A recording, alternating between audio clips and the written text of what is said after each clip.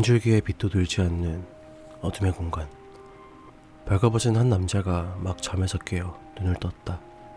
깨어나 주변을 둘러보던 남자의 뒤에서 공간에 어울리지 않는 경박한 목소리가 들려왔다. 반갑습니다, 석골지씨. 즐거운 여행 되셨나요? 목소리의 주인공은 붉은 피부에 커다란 염소뿔, 그리고 삼지창을 들고 양복을 차려입은 세간의 인식을 그대로 그림으로 그린 듯한 악마였다. 그는 밝게 웃으며 남자에게 악수를 건넸다.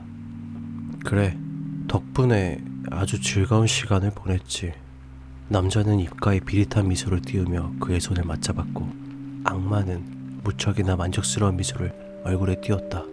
만족하셨다니 다행입니다. 그럼 이제 기간도 끝났으니 보수에 대한 이야기를 잠깐 기다려.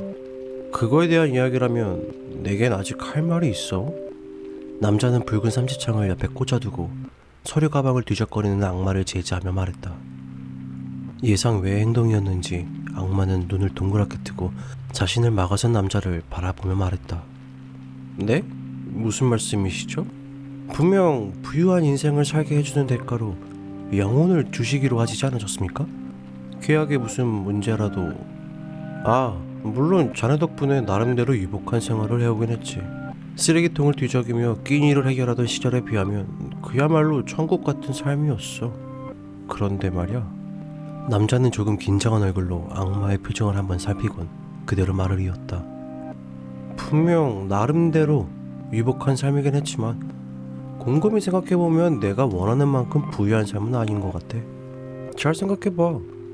세상에 조단위 몸값이 매겨지는 축구선수도 있고 매일 크루즈 여행을 하고 사는 대부호도 있는데, 그에 비하면 주기적으로 해외여행을 가거나 저택에 살면서 고용인을 좀 부리는 정도로 부유하다고 하기엔 좀 무리가 있지 않나 싶어서 말이야.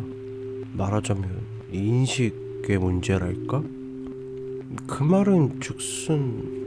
여전히 놀란 표정으로 남자의 궤변을 듣고 있던 악마가 물었고, 그런 악마의 표정을 보고 한결 자신감을 더한 남자가 당당하게 대답했다. 쉽게 말해 영혼을 지불할 수 없다고 말하는 거지. 두 사람 사이에 잠깐의 침묵이 흐른 뒤 악마는 입을 틀어막고 고개를 푹 숙이며 몸을 떨기 시작했다. 그 반응에 자신의 논리가 제대로 먹혀들었다고 생각한 남자는 떨리는 악마의 어깨를 감싸 안고 말했다. 너무 낙심하지 말라고. 원래 이런 계약은 신중하게 진행해야지. 그리고 왜 사람들 때문에 사탄이 실직했다는 우스갯소리도 있지 않나? 너무 낙심 말고 이번엔 좀 비싸게 배웠다고 생각하고 다음부터 더 잘해보라고. 남자의 위로를 받은 악마는 더 격하게 몸을 떨어내며 신음인지 울음인지 모를 소리를 흘리고 있었다. 자, 그럼 이제부터 어떻게 할지에 대한 이야기를... 풋? 승리를 확신하고 여유롭게 이야기를 진행하려던 남자의 귀에 들려온 것은 애 안에 담긴 흐느낌도 허탈하며 새어나오는 신음소리도 아닌 가스를 가득 머금은 풍선이 터지는 듯한 경쾌한 파열음이었다.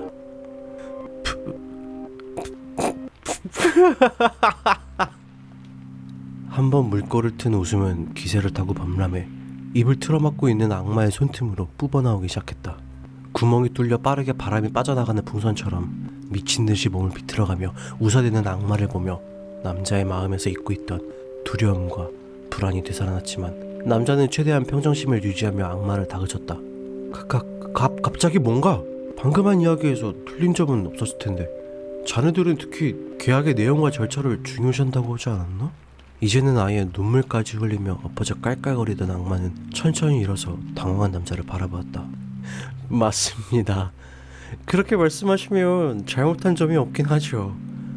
제가 웃은 건 오히려 순순히 포기하지 않고 어떻게든 지혜를 짜낸 인간에 대한 경의의 뜻에 담긴 웃음입니다. 그렇다면... 하지만 선생께선 악마나 그 계약 같은 것들에 대해 조금 모르시는 부분이 있는 것 같군요. 이에 대해 잠시 설명해 드리겠습니다.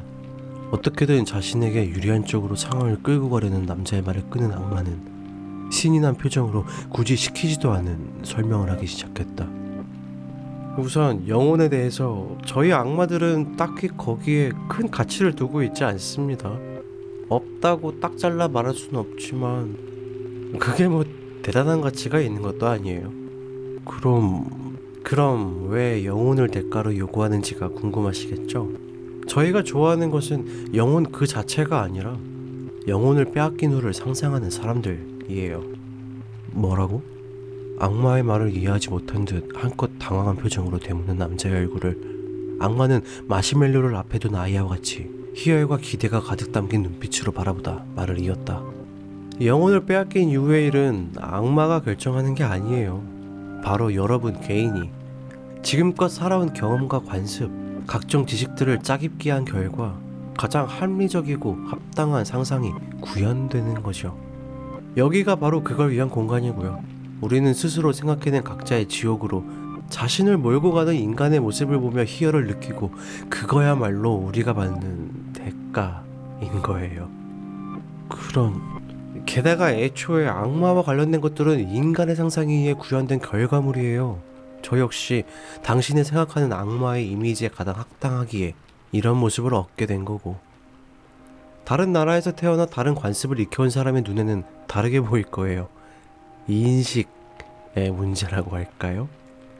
앞선 남자의 말을 인용하며 악마는 삼지창처럼 생긴 붉은 꼬리를 살랑거렸다.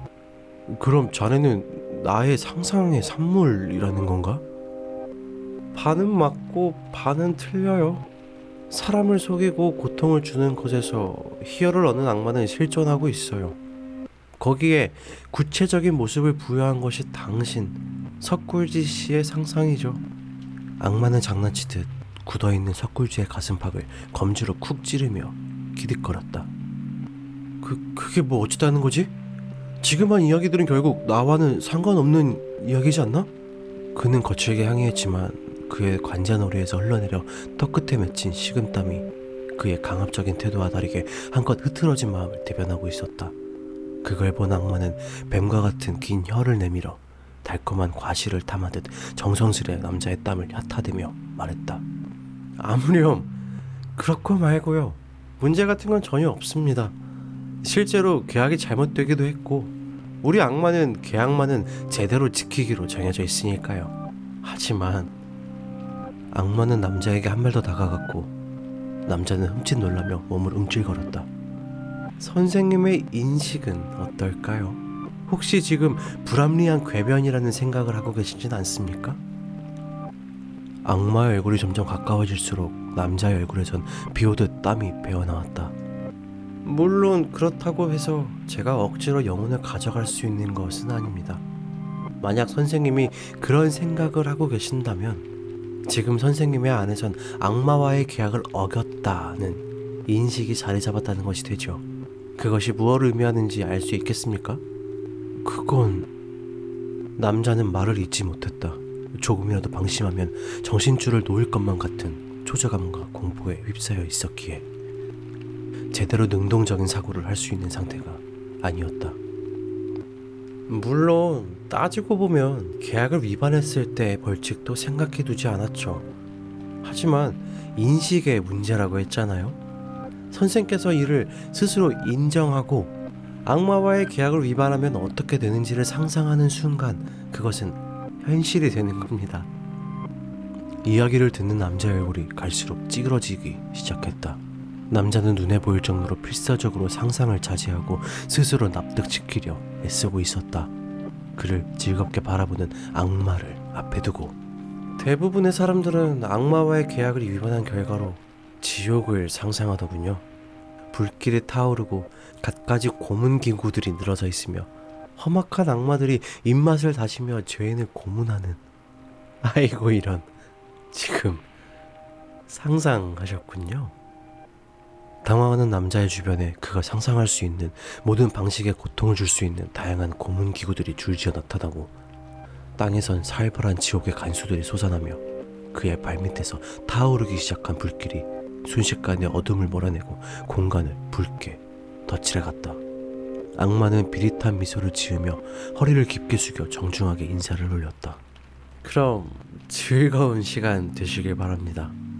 그 말을 끝으로 악마는 타오르는 불길과 공간을 가득 메우는 끔찍한 비명을 뒤로하고 하늘 높이 날아올랐다.